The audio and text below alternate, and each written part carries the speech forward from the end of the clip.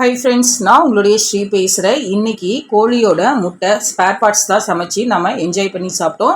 கல்லீரல், மண்ணீரல், முட்டை, குடல் இதெல்லாம் நம்ம ரொம்பவே என்ஜாய் பண்ணி சமைச்சு ஃபேமிலியோடு என்ஜாய் பண்ணி சாப்பிட்டோம். இந்த ரெசிபி உங்களோட ஷேர் பண்ணிக்கிறதுல நான் ரொம்பவே சந்தோஷப்படுறேன்.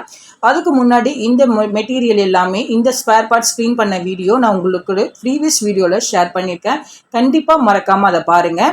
இப்போ இந்த ரெசிபி செய்யறதுக்கு தேவையான வெங்காயம் 2 கட் பண்ணிக்கலாம், தக்காளி 3 கட் பண்ணிக்கலாம், பூண்டு ஒரு 4 சொலை மட்டும் உரிச்சு வச்சிருக்கேன், கருவேப்பிலை ஒரு 2 கீத்து, பட்டை, லவங்க, கிராம்பு எல்லாத்துலேயுமே ஒன்று எடுத்திருக்கேன். நம்ம இப்போ இந்த இஞ்சி பூண்டு பேஸ்ட் மட்டும் நம்ம தனியாக அரைச்சிக்கலாம். இஞ்சி ஒரு 4 சின்ன துண்டு கொஞ்சம் கட் பண்ணி எடுத்திருக்கேன். பூண்டு 2 பூண்டு போட்டிருக்கேன். கசகசா ஒரு 2 ஸ்பூன் ஆட் பண்ணியிருக்கேன். சோம்பு 3 ஸ்பூன் ஆட் பண்ணியிருக்கேன். மிளகு 1 ஸ்பூன் ஆட் பண்ணியிருக்கேன். பட்டை ஒரு சின்ன மெலிசு பட்டை ஒரு 4 போட்டிருக்கேன். வெங்காயம் ஒரு அரை வெங்காயம் கட் பண்ணதை போட்டிருக்கேன். நல்லா ஃபைன் பேஸ்ட்டில் அரைச்சிக்கலாம். இப்போ ஒரு கடாய் எடுத்துக்கோங்க. 2 குழம்பு கரண்டி அளவுக்கு, சின்ன குழம்பு கரண்டி அளவுக்கு எண்ணெய் ஊற்றிக்கலாம். எண்ணெய் ரொம்ப காஞ்சதுக்கு அப்புறம் நம்ம 1 ஸ்பூனு சோம்பு போட்டுக்கலாம். இப்போ அந்த பட்டை, லவங்க, கிராம்பு எல்லாமே இருக்கு இல்லைங்களா, அது எடுத்து போட்டுடலாம். நம்ம இதோட இப்போ வெங்காயத்தை நம்ம போட்டு நல்லா செவர மாதிரி நம்ம மிக்ஸ் பண்ணிக்கலாம்.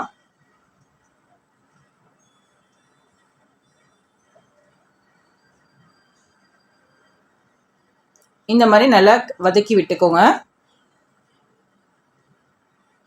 இப்போ கருவேப்பிலையை நம்ம உருவி வச்சதை நம்ம போட்டுடலாம். நார்மலி கறிக்கெலாம் கருவேப்பிலை போட மாட்டாங்க, இருந்தாலுமே நம்ம ஒரு ஸ்ட்ரென்த்துக்காக நம்ம போட்டிருக்கோம். இப்போ தக்காளியும் ஆட் பண்ணிடலாம் இதோட. இப்போ நல்லா மிக்ஸ் பண்ணிக்கோங்க எல்லாத்தையுமே. தக்காளியை நல்லா மசிச்சு விட்டுடுங்க, அப்போ தான் சீக்கிரமாக குக் ஆகும். சால்ட்டும் கொஞ்சம் ஆட் பண்ணிட்டீங்கன்னா வெங்காயம் சீக்கிரமாக வதங்கிடும் உங்களுக்கு.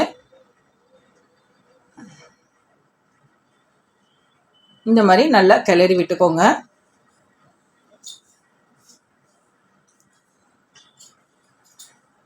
இந்த மாதிரி கரண்டிலே நீங்கள் குத்தி விட்டீங்கன்னா உங்களுக்கு அந்த தக்காளிலாம் கொஞ்சம் சீக்கிரமாக மசியறதுக்கு ஈஸியாக இருக்கும்.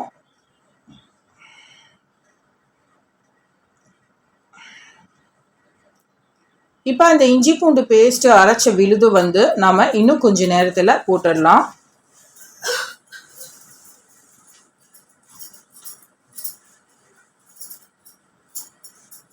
இந்த மாதிரி நல்லா கிளறி விட்டுக்கோங்க.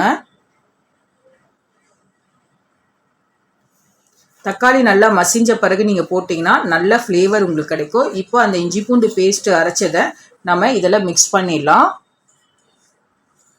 இதோட காரம் மிளகாத்தூள் ஒரு 2 ஸ்பூன் ஆட் பண்ணிக்கலாம். அரை ஸ்பூனு மஞ்சத்தூள் ஆட் பண்ணிக்கலாம்.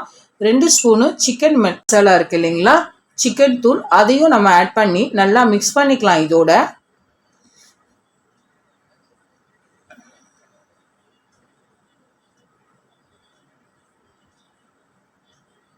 இப்போ இந்த மசாலா வேகிறதுக்கு தேவையான அந்த மசாலா வாட்டர்லேயே மிக்ஸ் பண்ணி தண்ணி ஊற்றி நம்ம குக் பண்ணிக்கலாம். இந்த மசாலா தனியாக எண்ணெய் தனியாக பிரிகிற வரைக்கும் நல்லா குக் பண்ணிக்கலாம்.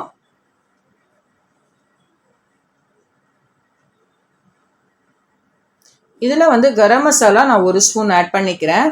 ஆட் பண்ணிவிட்டு நம்ம இந்த மசாலா தண்ணியை மிக்ஸ் பண்ணி நம்ம ஊற்றிடலாம்.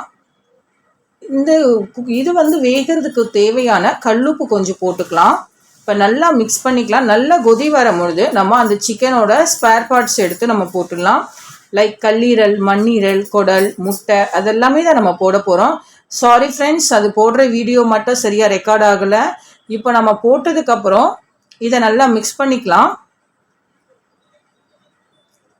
ஏதோ டெக்னிக்கல் ஃபால்ட்டுனால அது கரெக்டாக ரெக்கார்ட் ஆகலை. பட் நம்ம அந்த மசாலா நல்லா குக் ஆனதுக்கப்புறம் நம்ம இந்த ஸ்பேர் பார்ட்ஸ் எடுத்து போட்டுட்டு நல்லா குக் ஆகட்டும். மூடி போட்டு நம்ம குக் பண்ணிக்கலாம். ஒரு 10 மினிட்ஸ் பாயில் ஆனதுக்கப்புறம் பார்த்தீங்கன்னா உங்களுக்கு மூடி ஓப்பன் பண்ணி அடிக்கடி மிக்ஸ் பண்ணிட்டதுக்கப்புறம் ஃபைனலி நமக்கு இந்த ட்ரையான ஸ்டேஜில் நம்ம கிடைக்கும். நம்ம இந்த ஸ்டேஜில் நம்ம 1 ஸ்பூனு பெப்பர் தூள் மட்டும் தூவி கொத்தமல்லி தலையை போட்டு இறக்கி நம்ம வீட்டில் இருக்கிறவங்களுக்கு சர்வ் பண்ணிடலாம். பாருங்கள், சூப்பராக அந்த கோலி குண்டு மாதிரி இருக்கிற கோழியோட முட்டை சூப்பராக பாயில் ஆகிடுச்சு, நல்லா வெந்திருக்கு. இப்போ நம்ம சுட சாதத்தில் நான் சிறுபருப்பு சாம்பார் தான் இன்னைக்கு நான் எடுத்திருக்கேன். இதுக்கு சைடிஷ்ஷாக தான் நான் இந்த முட்டை கிரேவி, இந்த சிக்கனோட ஸ்பேர் பார்ட்ஸ் பண்ணியிருக்கேன். இதோட நான் கீரையும் சேர்ந்து நம்ம சமைச்சு சாப்பிட்டோன்னா சூப்பராக யம்மியாக இருந்துச்சு. நாங்கள் இதை ஃபேமிலியோட ரொம்பவே என்ஜாய் பண்ணி சாப்பிட்டோம். இந்த ரெசிபி உங்களுக்கும் பிடிக்கும் நான் நம்புகிறேன். நீங்கள் வீட்டில் மறக்காமல் ட்ரை பண்ணுங்கள். கண்டிப்பாக இந்த ரெசிபி எப்படி இருந்துச்சுன்னு நம்ம சேனலில் மறக்காமல் கமெண்ட் பண்ணுங்கள், ஷேர் பண்ணுங்கள். உங்களுக்கு இதை பற்றி வேறு என்ன தெரியுன்றதை மறக்காமல் நம்ம சேனலை மறக்காமல் கமெண்ட் பண்ணுங்கள். நம்ம ஸ்ரீவியூ சேனலை சப்ஸ்கிரைப் பண்ணிவிடுங்க. ஷேர் பண்ணுங்க, கமெண்ட் பண்ணுங்க. நம்ம சேனல்ல மறக்காம சப்ஸ்கிரைப் பண்ணுங்க. பாய். See you.